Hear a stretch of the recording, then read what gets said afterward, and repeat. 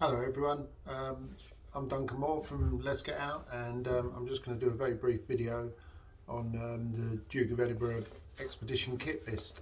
This will mainly appeal to those, especially those on bronze, who haven't done any expedition before in the past, but it could also go on to any of those who are doing silver as well. So this is the Duke of Edinburgh kit list here. It's downloadable off the DofE website, and also if you're schools doing their expedition through us, then that'll be available for a download as well on the channels we give you. So I just want to do this, we normally do this in person, but just in case anyone's missed out or couldn't make it to one of our meetings, especially if we're running your DofE obviously, it's just a little catch up so we can go through the kit list, okay? So the kit list is broken down into subsections, and sort of the first one is clothing. So as we go down the clothing, and the most important one as always is walking boots. Okay, so going back to 2022, was very lucky in a way that year with the weather, because there was hardly any rain. We had drought conditions, so it almost came across that you could have almost done your expedition in any footwear really, but we're not always going to be that lucky. So you really need decent walking boots. Okay, don't really want turning up in trainers, definitely not sort of turning up in wellies or anything like that. Even if it is wet, they've got to walk for 2 days on a bronze, 3 days on a silver, so they need decent walking boots. Good walking boots are not overly expensive nowadays. There's DofE discounts available as well, but it's worth going to have a look at some of the stores, have a look online, but it's worth going to one of the stores and getting a fitting done as well. Yeah, it's very well buying online, but as you know, with most footwear and most clothing nowadays, there's not really a bang on size now.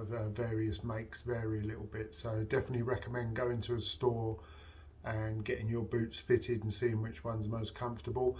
Now you also want to get them with the socks they're going to use on their expedition. So if you're doing your expedition, you want to break your boots in, which is wearing them in and getting used to them, with the same socks you're going to be wearing on expedition. Okay, so get your boots as soon as possible, get walking in them. If they're clean enough and you can, wear them around the house, wear them taking the dog out, walking around the shops. I know it's a bit annoying, but the better you break your boots in, for obvious reasons, you're not going to get sore feet on your expedition or on your practice walks. Okay, you're not going to get blisters. The boots will get used to your feet will get used to the boots, and it'll be a lot more enjoyable expedition if you've broken your boots in. So yeah, so get your boots as soon as you can and get them broken in. And as I say, get some good walking socks as well. So I'm just looking down at the list if you keep seeing me looking down. So walking boots is top of the list, very important, as I've just said.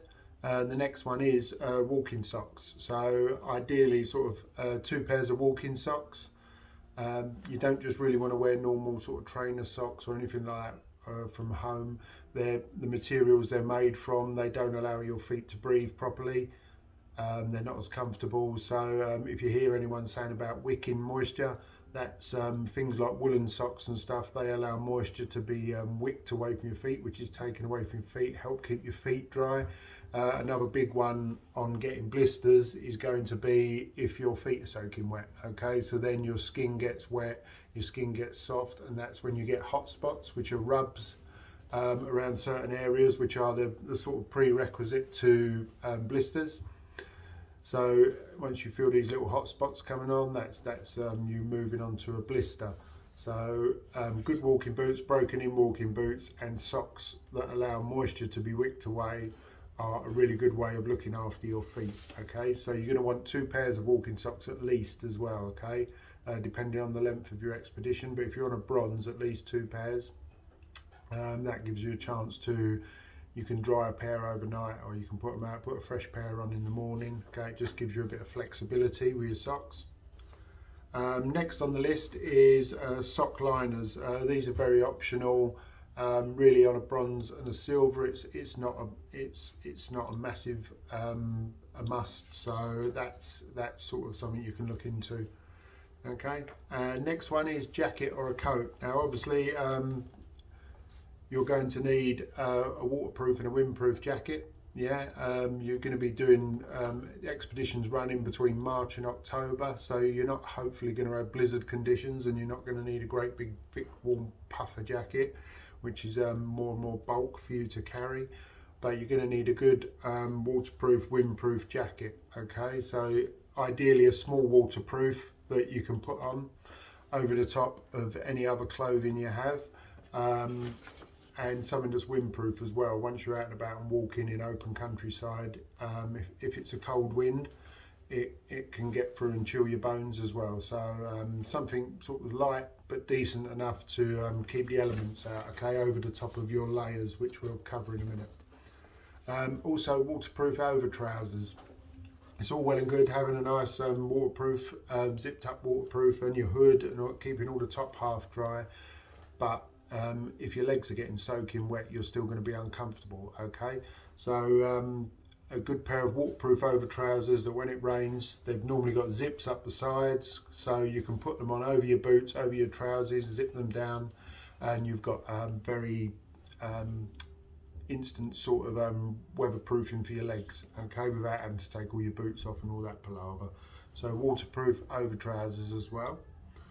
Then we go on to sort of fleeces, so tops. So it says 2 fleece tops or similar. So obviously what you're going to do with your clothing in terms of keeping warm or cool, whatever it may be, is you want to go layers. Okay, you don't just want to bring one t-shirt and a massive thick fisherman's woolen jumper, okay, because that doesn't give you the flexibility depending on the temperature. Okay, when you get walking, you're going to warm up. Even if it's a bit chilly, it doesn't take you long to warm up when you're walking. So the more and more layers you have, variations of layers, you can work on that. Obviously you've got to think of your pack size as well, but you know, if you've got various layers that you can wear, then it gives you a lot more flexibility. Good thing with fleece tops, which I always wear as well, if you've got a fleece top, it's good to have sort of a good half size maybe zip down the front. That acts like a thermostat, so you know, if it's cold, if you're getting chilly or you've had a break and your body temperature's dropped a little bit, you can zip that up, keep your body warmth in as well. But as you're walking, you can bring the zip back down and it allows a lot of the body heat out. So things like that work really well. Okay, things like t-shirts as well as next. So again, that comes into layers. It's really good to have things that are breathable. Okay, so some t-shirts are good, a couple of t-shirts. Walking trousers, so I'm going to cover walking trousers. So things like sort of jeans are not acceptable at all. Anything like denim or anything, if you get denim wet, they're going to be wet all weekend. Jeans just take an age to dry, and they're horrible things. They get so heavy when they're wet as well, and it's just not practical for expedition. So you want some sort of walking trousers or some sort of combat type trousers. They're really good to wear, something with the extra pockets in as well, where it's good where you can keep items as well. So you've got accessibility to items you might need, or some sweets and stuff like that. So good little side pockets are always handy. Okay, and it says on here 1 pair of shorts. Okay, so you don't necessarily need to wear shorts. You don't necessarily need to bring shorts. Shorts are okay if it's a warm evening and you get to camp and you change out of your trousers and go into your shorts, but you won't be wearing shorts on your expedition. Okay, you're going to go through all sorts of different places. You're going to be going down sort of different farm tracks, footpaths, etc. A lot of these sort of time of years you're doing it, the nettles are up, the brambles are up. There's all sorts of foliage and stuff you could be walking through. Some footpaths are not as clear as others, and you have to sort of walk through some overgrown footpaths. If you've got shorts on, you're either going to get stung or scratched as well. and they're just not practical at all. Okay, so we like to have long trousers on, even if it is hot. It's good to wear long trousers. Okay, it does protect you, and it also gives you an element of protections against other insects as well, sort of like you know, so if you walk through, stops you getting stung by certain things, and the possibility of picking up any ticks or anything along the way. It just gives you an extra level of protection. Okay, so underwear and nightwear. So again, don't bring too much underwear and nightwear. If you're on bronze, you're out for one night. If you're on silver, you're out for 2 nights. So it's a case of keeping your pack down, isn't it? So and you don't want to be carrying too much weight. So one spare pair is more than enough, I would say. This is expedition. You're out in the open. Just go with it. You're not away for a week, okay? So yeah, so just you've got to keep that pack down to a minimum. The more you bring, the more you're carrying, the heavier it's going to be, and the less of the important stuff you're going to be able to bring. So next on the list is flip-flops and sandals. I think this is a really good addition for when you're at camp. Okay, so a pair of flip-flops or sandals, something really light. Don't go bringing anything too heavy. But once you get to camp, you don't want to be walking around in your boots. You've been walking for them all day. You're going to be walking in them in the next day. It's good to get them off, let them breathe a bit, let the moisture out as well. And while you're walking around camp or using the loos and just walking around on the fields, it's good to have a pair of flip-flops or something just to protect your feet. A lot of these scout camps, they can have, you know, brambles growing in the ground. There could be leftover tent pegs, etc. Last thing you want to do is be walking around in bare feet or with socks, and you tread on something, get a splinter or something in your foot. Following day, you've still got another day of expedition to do, and you've got to do it all with a sore foot. Okay, so something that can protect your feet while you're at camp is really essential. Flip-flops are very light, very easily packable, and you won't even know you've got them, but they can be a game changer. Okay, better than walking along, spending a day with a splinter in your foot the following day. Okay, warm hat on a sun hat. Okay, so it's up to you. It still can get chilly in the evenings. Okay, so it's not a bad thing to. One of the good things is if you're sleeping in your sleeping bag, obviously your head's sticking out. It's good to maybe have a warm hat on, or if you're sitting around camp at night, it can make a big difference to keep your head warm. Sun hat, you're obviously going to want something to keep the sun off of your face. If you're going to be out for 2 days, I mean, even if the weather's not super sunny, it's still pretty much summertime. Still UV rays, okay, and you're out all day, you're going to get sort of burn around your nose area, around under your eyes and your ears. Very good to have a brimmed hat, which will keep the sunshine off and protect your eyes, stop you getting too much glare burn in your eyes. So some sort of sun hat with a visor is really good, or baseball cap, something just to keep the sun off your face while you're walking. You're out all weekend in the open, okay. One pair of gloves. So gloves are obviously optional, but again, if it gets cold at night, or you know, you suffer with cold hands. I personally suffer with cold hands, so I always have a pair of gloves with me. So it's always handy, it's something to keep warm. And it says one pair of gaiters. If you're not aware what gaiters are, gaiters are kind of an over that goes down the bottom below your knee. They go around the bottom of your boot, and then they protect sort of the bottom half of your left along your shins and your calves. It's more so protecting against mud and stuff. It stops a lot of splash up. So if you've got gaiters, that's good. If you haven't, it's not necessarily essential, but I mean, they are good protection. Definitely on a gold, you'd want to have a pair of gaiters, but walking around sort of lowland countryside, it's not a must, so I wouldn't go out your way to get them if you haven't got them, but again, that's optional, your expedition. So that kind of covers the clothing. Apologies if I'm talking a bit quick, but I like to try and keep the videos as short as I can running through these kit lists. They take a while, okay. So on the next subheading, we're on to personal kit. The first one on there is rucksack. So rucksacks, there's lots and lots of DofE approved rucksacks out there. What you're going to be looking at litre wise is you want to go for 65 to 70 litre. ideally. Okay, anything more than that, you can go up to 75 if you want, but if you start to get into the realms of 80 litre, all you're going to do is you're going to have a heavier rucksack. You're going to fill it with more stuff. It's going to be heavier. If you've got the space, you tend to fill it. Okay, a 65 litre rucksack is more than enough for everything you're going to need on a bronze or a silver expedition. Okay, there's some really good examples out there. There's lots of DofE recommended ones like Vangos, Contours, Osprey ones. They obviously vary in cost dramatically, but if you look for one that's DofE approved, they're normally a fairly good sort of style for them. We do hire rucksacks out on our ones, so if you have a look at our website, one of our pages, you'll probably see one of the hired ones. They're specifically sort of designed really around DofE. You don't want to get something with too many straps and all sorts of things hanging off of it, because you're not going to use them for a DofE expedition. A couple of straps to hang roll mats off, etc., but you're not going to have loads of things hanging off of there. So straps are just adding to weight and adding to just items you don't need on there.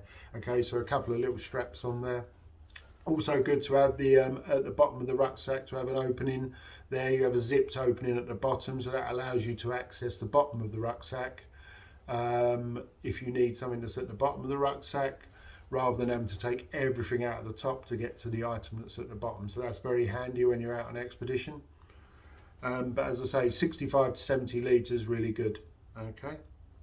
Rucksack liners. So there are rucksack liners available on all the stores. They all sell rucksack liners. The idea of a rucksack liner is you're going to keep all your items in there dry. So you think your sleeping bag's in there, you're going to have your spare clothing in there, you're going to have lots of various things in there that if the weather turns bad, you're going to want to keep all that dry. Okay, you don't want to get to camp and then have a soaking wet sleeping bag, right? It's going to be a very uncomfortable night.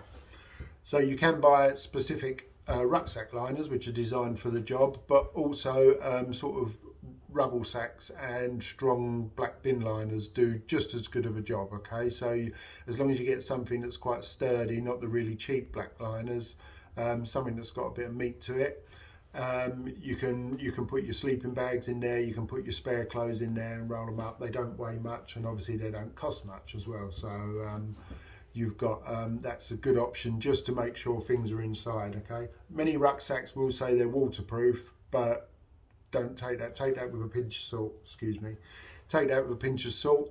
They're shower proof, some of them, but if you're out in torrential weather, you're going to want to doubly make sure everything in there is dry. So to make sure anything that can get wet is in there, nice and wrapped up, and it's going to be dry when you get to camp. Okay. Sleeping bags. So ideally you want to go sort of 3 season for DofE expeditions. 3 season sleeping bags. You have 2 season sleeping bags, 3 season sleeping bag, 4 season sleeping bags. Once you get onto 4 season sleeping bag, you're looking at winter. So and obviously 4 season sleeping bag, the warmer you go, the more bulky they are, the heavier they are, the less room you're going to have in your rucksack. Okay, so 3 seasons going to see you nicely. You're not going to be too cold at night, and you want to get one with compression straps on it ideally, so you can squash all of the air out of it, get your compression straps, and you're sort of shrinking down the size of your rucksack, your sleeping bag, sorry, so you can put it in your rucksack and take up minimal room. Okay, you don't really want to be packing too much air in your rucksack, because that's other things you can't get in there. Okay, so ideally a nice 3 season sleeping bag. There is the options of synthetic or down sleeping bags. Synthetic are obviously man-made materials. Down is obviously down feathers. Down feathers have the benefit of packing down really small, but you don't really get them, you can't really get them wet. So if you do get them wet, they're not going to work. Okay, and they're not going to dry out. So it's a bit of a play off, something you have to decide yourself. We normally recommend, especially for bronze, you want to go with a synthetic sleeping bag. Okay, just because it's slightly bulkier, but it's a safer option. Okay. And sleeping mats. So you've probably seen all Duke of Edinburgh expedition kids going around with their roll mats on the back. So roll mats are really good, especially for bronze. It's one night you're sleeping out. Okay, you're normally quite tired, so they're very good for sleeping. They just unroll, and yeah, and they're just really light and easy to deal with. Okay, you can get blow up mats as well. Blow up mats are okay, but obviously you've got to bear in mind the quality of them and whether, if you get a puncture, you're going to be sleeping on a flat mat. So make sure they've got a puncture repair kit, but it can be a lot easier just for one night just to have the foam roll mat. When that's being packed, when you're going on expedition, obviously you want to keep that dry as well. So don't just put a foam mat hanging out the back of your rucksack. You're going to want to put that in black bin liners as well. So if it does rain, you want your sleeping mat to be dry as well. Okay. Waterproof bag. So we sort of covered most things on waterproof bags. So we'll go with that. Sleeping bag liners. Okay, so you can get sleeping bag liners which go in sleeping bags. A lot that's going for down bags as well. I think on a sort of bronze or a silver expedition, I personally wouldn't bother with a sleeping bag liner. I think just go, especially if you're going with synthetic bags, I wouldn't really bother about that. That's an option, up to you. Then we go on to a whistle. Okay, so everyone's going to need a whistle as ways of communicating in an emergency. If you get sort of DofE recommended rucksacks, most of them have a whistle in a chest strap on the rucksack. So as you clip the chest strap across there is a whistle connected to that, which is great because there's no way of losing it unless you lose your rucksack, which would be quite extreme. But if not, if you've got a rucksack that hasn't got a whistle on, you can just get them small little plastic whistles. They're on a string. You can just tie them to the strap, so you've got it hanging on your rucksack if you need to communicate with any other teams, or you fall in a ditch or something and you disappear and yeah, you need to get some attention. You've got your whistle. Torch. So torches, if you've got a torch, torches are obviously, you're going to need a torch at night time at camp.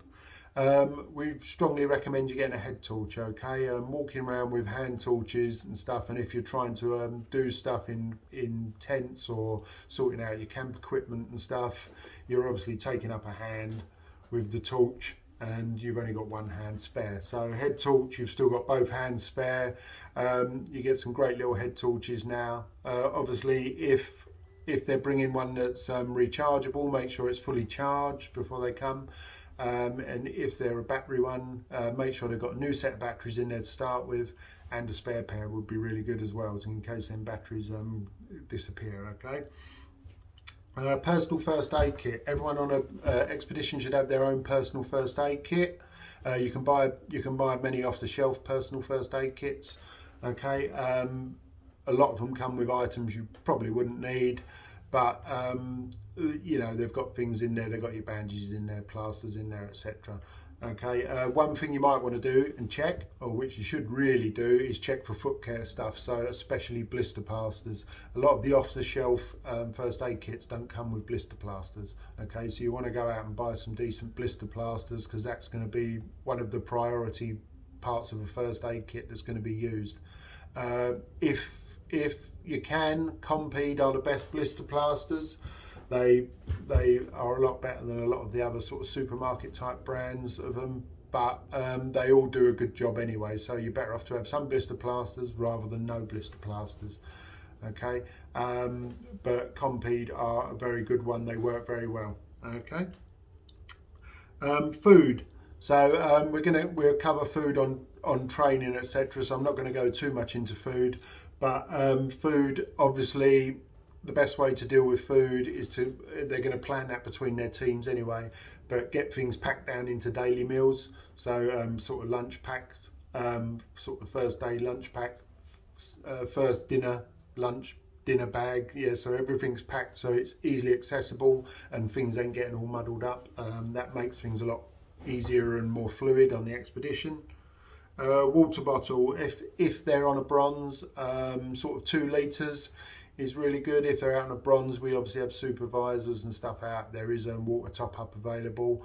Okay, we're not going to see people dehydrate, so they haven't got to bring a whole weekend's water supply with them. Don't sort of expect that.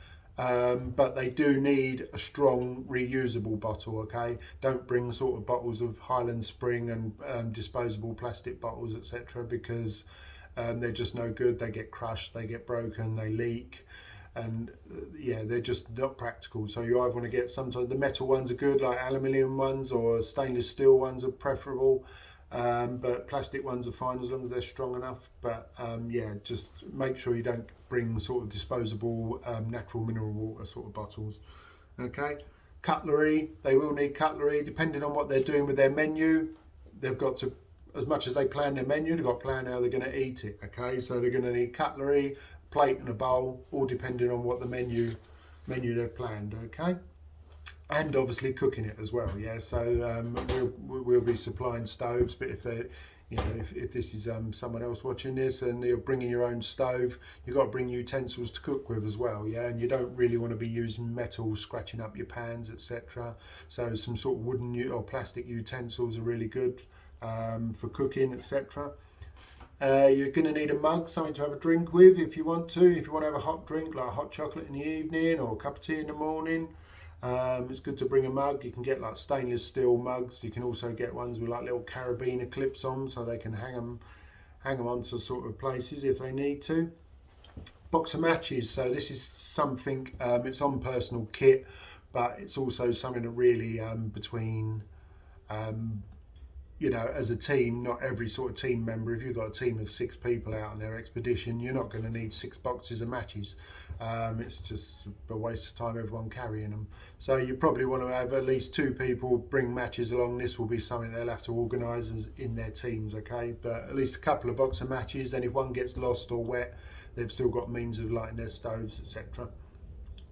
Wash kit, personal hygiene items. As I say, on a bronze they're out for 1 night, silver they're out for 2 nights, so they're not going to need loads and loads of stuff. They can share bars of soap if they want to. They can, you know, try and keep the pack weight down by sharing sort of more bulkier items, toothpaste, etc. Why not share it between the team? And then they've only got to bring their own toothbrush and a flannel if they want to have a wash. Especially on a bronze, you're not going to need to do too much. Oh yeah, they're out for the day, they're at camp 1 night. So I wouldn't overly bring too much, just some, you know, sort of toothbrush, deodorants, etc. And then they can share a soap if they need it. Sunblock. So they will need sunblock, okay, if they're okay to wear sunblock, sun cream. As I say, they're out for 2-3 days out in the elements, so sometimes there's no escape from the sun for a while. So they will need sunblock on to protect any sort of exposed skin. Okay, towel. So towel is a tough one. You don't really want to bring along a big bath towel or a big towel from home. Okay, even if they are going to have a shower at the campsite, you can get some real good little travel towels or something like that, which will be a lot more practical. Or maybe just a little hand towel, you know, just if they need to dry anything.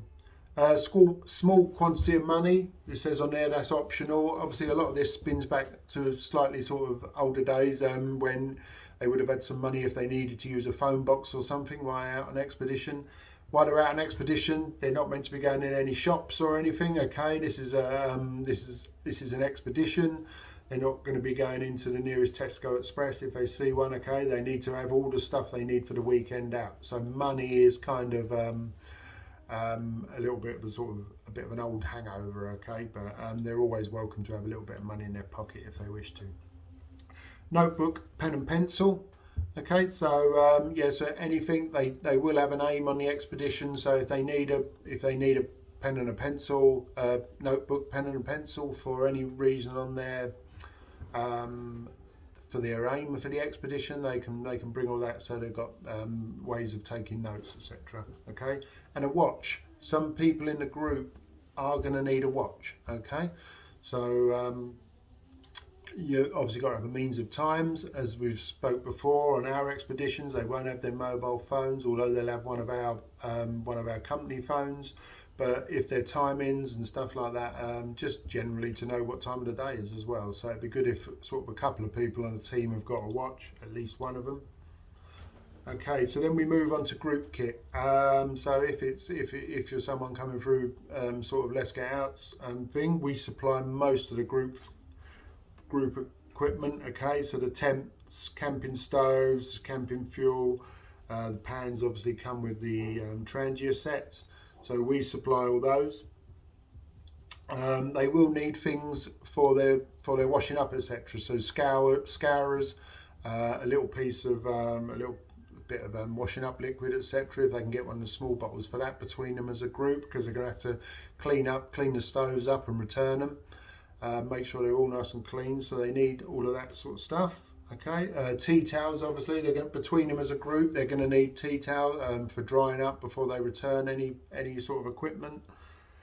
If they're bringing tins for some reason, if they want to bring tins for food and they're not them new pop tins, they're going to need things like tin openers and stuff. They've got to think through this process, okay, of being able to get to their food. You know, there's no point getting on camp and you've got a sealed tin and you can't get into it.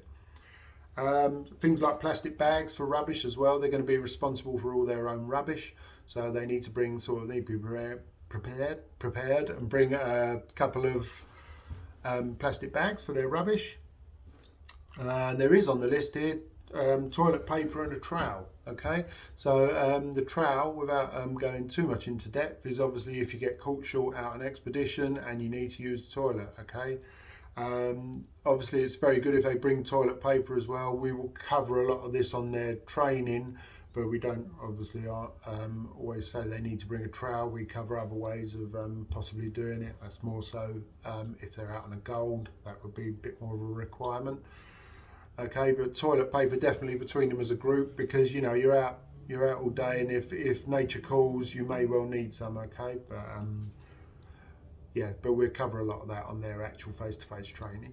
Okay, maps, we supply all the maps, compasses, map cases, so we supply all that. You've got a camera down there, so cameras are optional again if they want to do something to do with their aim.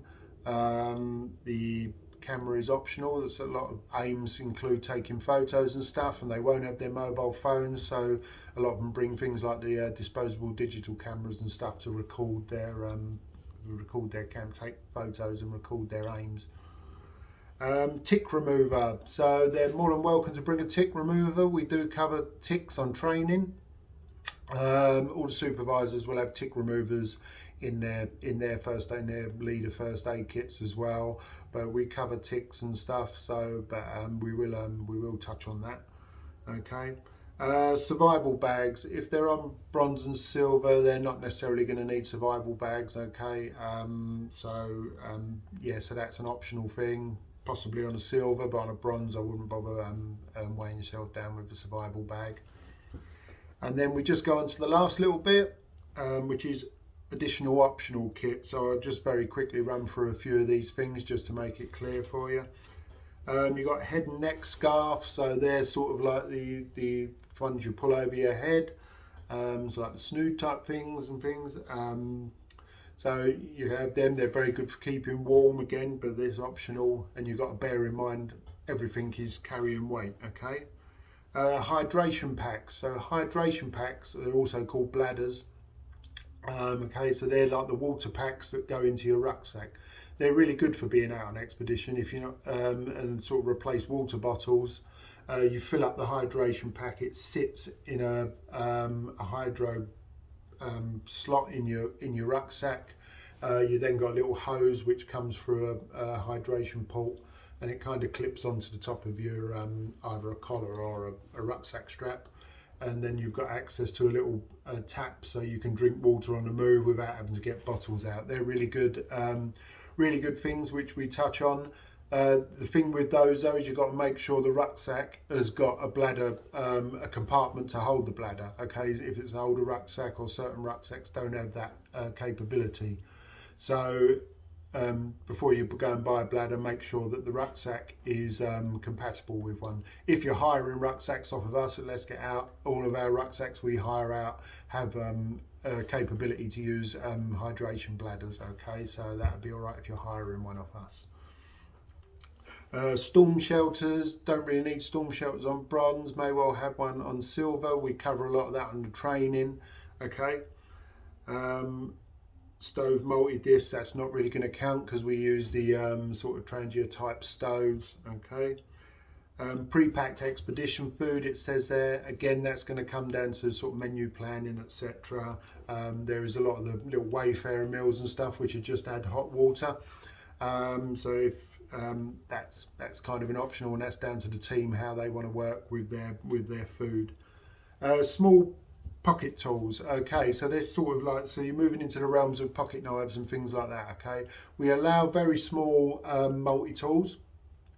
They are an expedition, they can be handy, but they do have little blades on them, little saws and little scissors.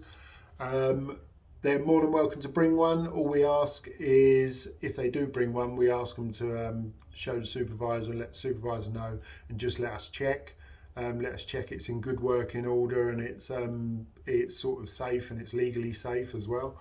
Can't just have people bringing random knives along, but also if it's an old one and it's falling apart, that can be more dangerous than sort of a better made one. Okay, after sun cream, so sort of very similar to sunblock, but if they've got their sunblock and sun cream, hopefully they shouldn't need after sun cream of a bronze and a silver, but that's optional. Sunglasses. Sunglasses are very good. If it is a sunny weekend, when you're walking in the sun all weekend, it can really burn through your eyes. So a pair of sunglasses is very good. Okay, so yeah, if you're walking into the sun all day, it can really hurt. So well worth bringing a pair of sunglasses. Even if it's cloudy, you know, you can get them really hazy, bright days, and that can sort of really hurt the eyes. Insect repellent, very important to bring some insect repellent, preferably do that between the teams, because you don't necessarily all want to be bringing your own insect repellent. Check with people, some people might have reactions to some, so it's worth checking. But yeah, it's good to have some insect repellent. Many campsites we go on, you know, scout camps, etc., have lakes around them or near them, so you get a lot of biting insects or something as night time comes down, you know, so it's good to have something to repel the mozzies and the gnats. Okay, waterproofing, that's more of a pre-expedition thing for waterproofing kit.